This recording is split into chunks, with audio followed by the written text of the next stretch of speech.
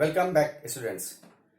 आज के इस लेक्चर में हम पढ़ेंगे electric field due to a system of point charges और इसके साथ साथ हम इस टॉपिक पे बेस्ड एक न्यूमेरिकल करेंगे। देखिए, मान लीजिए ग्रुप ऑफ चार्जेस, यानी एक चार्ज Q1 है, दूसरा Q2 है, तीसरा Q3 है, Q4 है, ऐसे नंबर ऑफ चार्जेस रखे हुए हैं। पिछले लेक्चर में आपने पढ़ा था due to a point charge. आज हम पढ़ रहे हैं इस समय due to a group of charges, system of charges, point charges. तो मान लीजिए ये पॉइंट हम ले रहे हैं P, तो इसकी वजह से डिस्टेंस R1, इससे डिस्टेंस R3, इससे R2, इससे R4, इससे R5 and dash dash dash. तो अब इस पॉइंट P पर इन चार्जेस की वजह से इलेक्ट्रिक फील्ड क्या होगा? एक चार्ज कंसीडर करिए, बाकी सबको इग्नोर करिए। तो पहले चार्ज की वजह से अगर यहां पर फील्ड इलेक्ट्रिक फील्ड E1 है, दूसरे चार्ज की वजह से इलेक्ट्रिक फील्ड E2 है, तीसरे की वजह से E3 है, E4 है, E5 है, डैश डैश डैश ऑनवर्ड है। तो पॉइंट P पर कहते हैं net electric field due to group of charges E is equal to, इसको नीचे लिखता हूं, E is equal to E1 plus E2 plus E3 dash dash dash En। क्योंकि ये वेक्टर है, इलेक्ट्रिक फील्ड हमारी वेक्टर क्वांटिटी है, तो हम डिफाइन क्या करेंगे? Electric field at a point due to group of charges will be the sum of electric field produced due to individual charge neglecting others. Right? Q1 की वजह से जो इलेक्ट्रिक फील्ड है E1, Q2 की वजह से जो इलेक्ट्रिक फील्ड है E2, Q3 की वजह से इलेक्ट्रिक फील्ड है E3, इन सब के इंडिविजुअल चार्जेस की वजह से जो फील्ड है उसके वेक्टर सम के बराबर होगी। बात समझ में आ गया? और इसको हम लोग प्रिंसिपल ऑफ सुपरपोजिशन भी कहते हैं। यही चीज हम फोर्स के बारे में भी कह सकते हैं कि अगर यहां पे नंबर ऑफ चार्जेस हैं और यहां पे कोई एक चार्ज Q कंसीडर करें, आपने पढ़ा होगा इसको कि इस चार्ज पर इन सभी चार्जेस की वजह से लगने वाला फोर्स क्या होगा? तो that will be the vector sum of the forces due to individual charges, जिसको हम प्रिंसिपल ऑफ सुपरपोजिशन कहते हैं। तो इलेक्ट्रिक फील्ड में भी हम इसे पॉइंट P कंसीडर करेंगे और यहां पर according to principle of superposition the electric field due to group of charges will be the vector sum of the field due to individual charge. Clear? Students, अभी आपने जो टॉपिक पढ़ा है कि electric field at a point due to system of charges, principle of superposition use हुआ, resultant मिला आपको E is equal to vector sum of E1 plus E2 plus E3 dash dash dash. Right? अब इस पे base में आपको एक numerical करा रहा हूं। इस न्यूमेरिकल को अगर आप समझ जाएंगे तो इलेक्ट्रिक फील्ड के मेजॉरिटी ऑफ न्यूमेरिकल्स आप कर लेंगे। देखिए, ये एक स्क्वायर है, नेमिंग करने की जरूरत नहीं है। इसके वर्टिसेस पर हमारे चार्जेस रखे हुए हैं plus Q minus Q minus Q. Square के 4 वर्टिसेस हैं, इनके 4 वर्टिसेस पे चार्ज रखे हैं, लेकिन टॉप वर्टिसेस पे 2 प्लस क्यू चार्ज है और यहां पर माइनस क्यू चार्ज है। और ये स्क्वायर है, इसकी साइड A दी गई है। कहते हैं find electric field at the centre of the square. Centre of the square कहां होगा स्टूडेंट्स? डायगोनल जहां पर कट करेंगे that will be the centre of the square. ठीक है? अब आपको अगर यहां पर इलेक्ट्रिक फील्ड फाइंड करना है तो ये आपका सिस्टम ऑफ चार्जेस बन गया, नहीं बन गया? 1 2 3 4 4 चार्जेस हो गए और इन चारों चार्जेस के वेक्टर सम के बराबर होगा। क्यों? क्योंकि इलेक्ट्रिक फील्ड हमारी वेक्टर क्वांटिटी है। यस, तो आप देखो पहले हम इस न्यूमेरिकल को सॉल्व करना शुरू करें। दो इंपॉर्टेंट पॉइंट, अगर ये प्लस चार्ज है और इससे r डिस्टेंस पर कोई पॉइंट P है, तो यहां पर इलेक्ट्रिक फील्ड तो होगी, उसका डायरेक्शन क्या होगा? नोट कर लीजिएगा, the direction of electric field will be towards the point. Positive charge की वजह से किसी पॉइंट पर इलेक्ट्रिक फील्ड का डायरेक्शन पॉइंट की तरफ होता है। यस, और यही अगर हम नेगेटिव चार्ज की बात करें तो नेगेटिव चार्ज से r डिस्टेंस पर कोई पॉइंट P है, तो यहां पर इलेक्ट्रिक फील्ड क्या होगी? इलेक्ट्रिक फील्ड का डायरेक्शन होगा टूवर्ड्स द चार्ज, मतलब due to negative charge the direction of electric field at any point will be towards the charge. बात समझ में आ गया? This is most important point कि प्लस चार्ज की वजह से किसी पॉइंट पे अगर आपको फील्ड का डायरेक्शन फाइंड करना है तो वो पॉइंट की तरफ होगा, और अगर माइनस चार्ज की वजह से फाइंड करना है तो that will be towards the charge. अब हम इस एप्लीकेशन को यहां पर यूज करते हैं। देखिए, पहली बात तो ये पॉइंट O डायगोनल का मिड पॉइंट्स है, ये साइड्स इसकी ए है, तो इस एक डायगोनल का मेजरमेंट क्या होगा? ए स्क्वायर प्लस ए स्क्वायर, अंडर रूट ए स्क्वायर प्लस ए स्क्वायर, यानी अंडर रूट 2a स्क्वायर। ठीक है, यानी अंडर रूट 2a डायगोनल हमारा ये हो गया 2a। ठीक है, ये डायगोनल अंडर रूट 2a, और ये क्या है? ये तो हाफ है ना, यहां से यहां तक की डिस्टेंस डायगोनल की हाफ है, सारे चार्जेस से O की डिस्टेंस डायगोनल की हाफ के बराबर है, तो डिस्टेंस क्या हो जाएगी? Upon 2।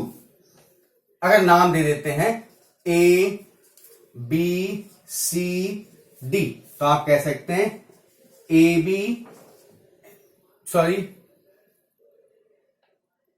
AO is equal to BO is equal to CO is equal to DO is equal to diagonal by 2।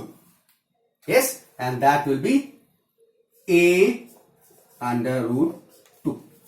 Yes, तो इसका मतलब चार्ज से उस पॉइंट की डिस्टेंस, सारे चार्जेस, इन चारों चार्जेस से मिड पॉइंट की डिस्टेंस कितनी हो जाएगी? A√2। इसमें किसी को कोई डाउट नहीं। अब देखो इंपॉर्टेंट पॉइंट क्या है? डायरेक्शन। तो पहले देखिए, मान लीजिए प्लस चार्ज से इस पॉइंट पर फील्ड जो भी होगी उसका डायरेक्शन क्या होगा? प्लस से टुवर्ड्स द पॉइंट, यानी फील्ड इधर होगी। यस, इसको हम बोल दें E1। अब ये प्लस चार्ज है, इस प्लस चार्ज की वजह से इस पॉइंट पर फील्ड क्या होगा? ये भी टुवर्ड्स द पॉइंट होगा, दैट इज E2।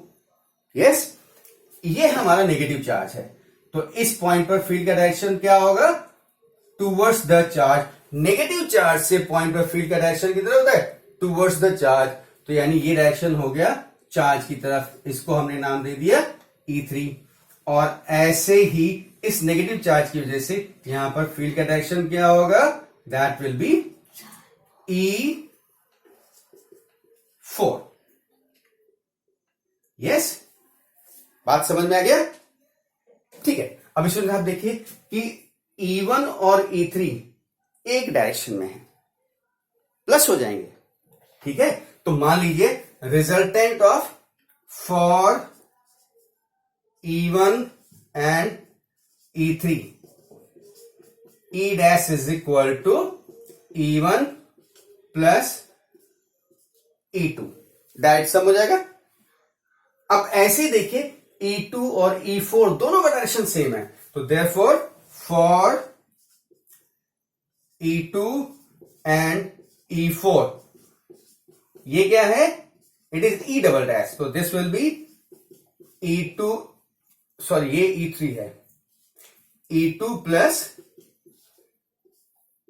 E4, यानी E डैश और E double dash. E dash क्या है? This will be your E dash, और ये क्या हो जाएगा? This will be E double dash. Yes, ठीक है। इन दोनों चार्जेस की वजह से इस पॉइंट पर रिजल्टेंट E डैश, इन दोनों चार्जेस की वजह से resultant E double dash. Yes, अभी भी आपके पास पहले कितने थे? E1, E2, E3, E4।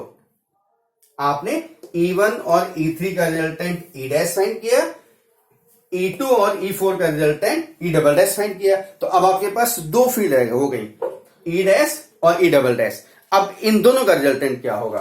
तो कहते हैं क्योंकि इनके बीच का रिजल्टेंट क्या होगा? दोनों कैसे हैं? परपेंडिकुलर हैं। कैसे निकाल सकते हैं? आप कह सकते हैं कि अगर इन दोनों का रिजल्टेंट E है तो E is equal to under root E dash square plus E double dash square plus 2 E dash E double dash cos theta. ये बात समझ में आ गई आपको? यानी resultant E will be equal to E dash square plus E double dash square plus 2 E dash E double dash cos theta. Right? Clear? E is equal to E dash square plus E double dash square plus 2 E dash E double dash cos theta. Theta क्या है? E dash और E double dash के बीच का angle. ये angle है ना, this is theta. और ये थीटा कितना होगा? क्योंकि ये स्क्वायर है ना और ये डायगोनल्स है, तो स्क्वायर के डायगोनल्स 90 डिग्री पे कट करते हैं, तो यानी थीटा क्या हो गया? Is equal to 90। तो जब हम यहां पर 90 डिग्री करेंगे तो cos 90 क्या होता है? 0, यानी E is equal to under root E dash square plus E double dash square. Students, ये आपको पॉइंट O पर नेट इलेक्ट्रिक फील्ड का मैग्नीट्यूड प्रोवाइड करेगा। बेसिक कॉन्सेप्ट है, समझ में आ गया होगा। पहली बात, हमको O पॉइंट पर इलेक्ट्रिक फील्ड निकालना है, तो इन चारों की वजह से सबसे पहले डायरेक्शन देखेंगे। डायरेक्शन दिखाई दे रहे हैं, E1, E3 एक साइड में, दोनों जुड़ जाएंगे, ऐड कर जाएंगे। E2, E4 एक साइड में, दोनों ऐड कर जाएंगे और इनके रिजल्टेंट E डैश और E डबल डैश होंगे। अब E डैश और E डबल डैश के बीच का एंगल थीटा है, यहां पर 90 डिग्री है, तो इनका रिजल्टेंट E डैश और E डबल डैश का क्या होगा? E is equal to under root E dash square plus E double dash square. ठीक है स्टूडेंट्स, ये E1, E2, E3, E4 इनके वैल्यू क्या होगा? क्लियर है कि चार्जेस के मैग्नीट्यूड चारों सेम है। यस, मैग्नीट्यूड सेम है, ठीक है ना? Q1, Q2, Q3, Q4 सब सेम है, केवल साइन डिफर कर रहा है। और दूसरी चीज, सेंटर पॉइंट O से चारों चार्जेस के डिस्टेंस भी सेम है, तो हम कह सकते हैं कि E1 is equal to E2 is equal to E3 is equal to E4 is equal to 1/4 pi epsilon naught Q upon, ये R कितना था? A अपॉन अंडर रूट 2, यानी Q upon A upon under root 2 whole square. Yes, अब ये magnitude E का put करके E dash और E double dash निकालिए, और उसके बाद E डैश और E डबल डैश जो आएगा उसको यहां निकाल करके आप फाइनली इलेक्ट्रिक फील्ड फाइंड करिएगा। मैंने आपको हिंट दिया है, क्लास 12 का कंटेंट है, पूरा calculation it's not good for you, आपके लिए अच्छा नहीं है। मैंने आपको कॉन्सेप्ट बताया है और आप इसको सॉल्व करिए, और सॉल्व करने के बाद जो भी आंसर आता है आप मुझे कमेंट करिए, मैं आपको रिस्पॉन्स करूंगा। Students, it's okay for today. Thank you.